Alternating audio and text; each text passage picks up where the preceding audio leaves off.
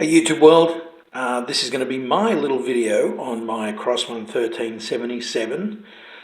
Yeah, a lot of videos on YouTube regarding these little guys, and I can understand why. So what this video is going to be about, I'm going to try and keep it short and sweet. This is going to be my opinion on where I think you should start if you're going to modify a Crosman 1377, and explain why this is where I stop. Okay. So let's get going. 1377.177 multi-pump, excellent little gun. Straight off the shelf, 50 bucks at Walmart. I bought this about 4 years ago.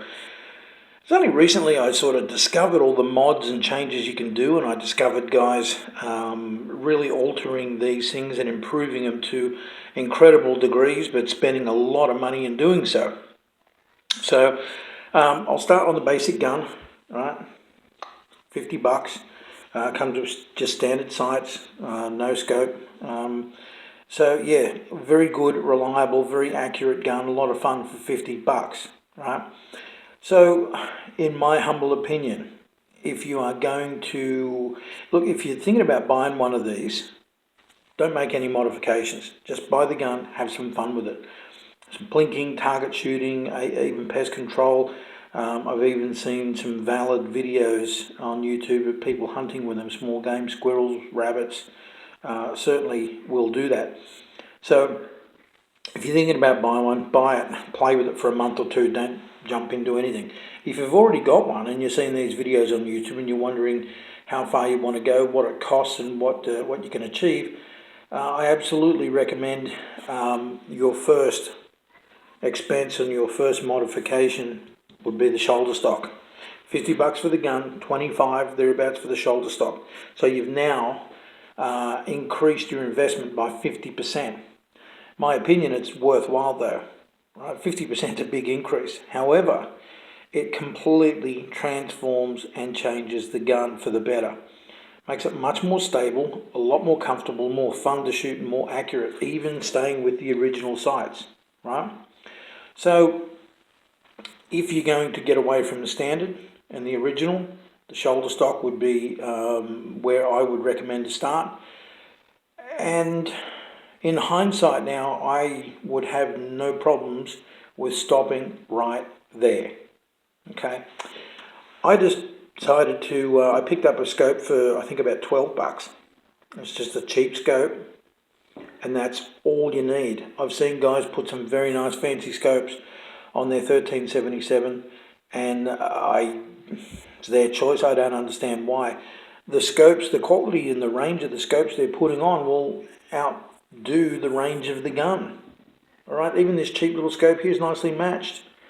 Okay, I don't need a more powerful scope than that because the gun doesn't have the range. All right, it's a multi-pump air pistol.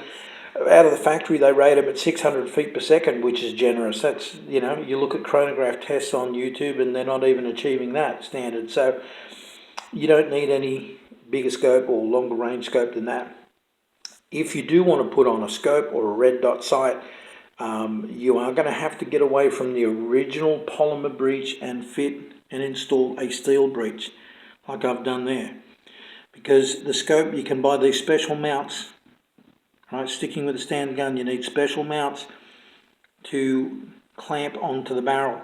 The original polymer breech only has one mounting point, so when the scope clamps to the barrel, it will flex and roll and move quite easily. So the scope never stays zeroed in. It's never accurate. It doesn't, you know, it drove me nuts getting it dialed in and then it's off again. Okay, so keep with the gun with the standard sights. They're certainly excellent. They're fine. It's accurate. However, if you do want a scope or a red dot, you're going to have to spend about 40 bucks on installing a steel breech, then the cost of the scope or the red dot. Now, power mods, there's a lot. I have not put in a larger cylinder with a flat top piston. To me, it's just not worth the money. Okay, I'm happy to give it some extra pumps. Crosman recommends 10. I've got no problem going up to 15. I'll do the extra pumps instead of spending the money on the cylinder. Okay, I did go for a larger expanded transfer port. That was $11. The company that supplied it claimed a 25% increase in power. I don't know about 25%. I don't have a chronograph. However, I can tell you there was a noticeable difference. All right, shooting an empty baked bean can with the standard transfer port, then shooting the same can after fitting the larger transfer port that releases the compressed air quicker.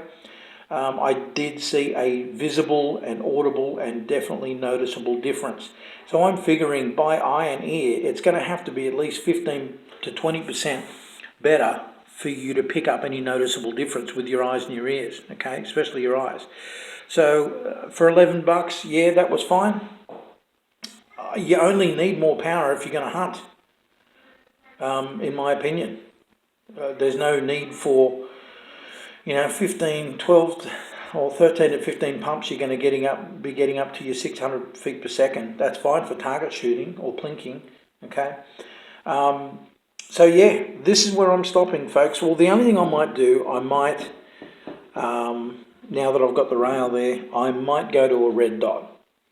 Once again, I think, well, red dots are fun. They're certainly fast and easy, sort of lazy way of shooting, but they're accurate and they're fun. And once again, the range of usability with a red dot is nicely matched to the range of the gun. So I think if I can pick up a cheap Daisy red dot for 10 or 15 bucks, I think that's what I might do just for fun. But as I said, guys, this is where I'm stopping. I'm not going to go for longer barrels. The only way I'll go for a longer barrel is if down the road I want to change this to a .22 caliber. If I want to upgrade it, but even then, to buy it new, it's only an extra $5 to go to the 22. For me to do it now, it's going to cost me 35 to 40 bucks. So I'll probably leave it. I reckon this is exactly where I'm going to stop. I've got 140 bucks into this gun total now. So for something that started out as 50 bucks, I've almost tripled the cost. And for me, I reckon that's it.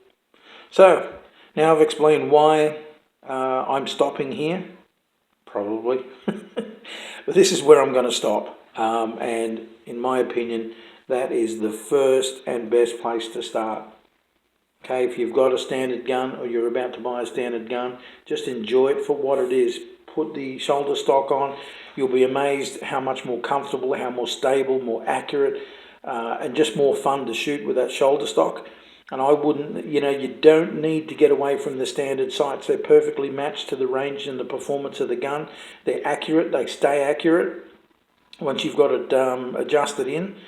And it's more sporting. It's a little more old school. So, and you don't have to change. There's nothing wrong with that standard polymer breech using standard sights. So, all right.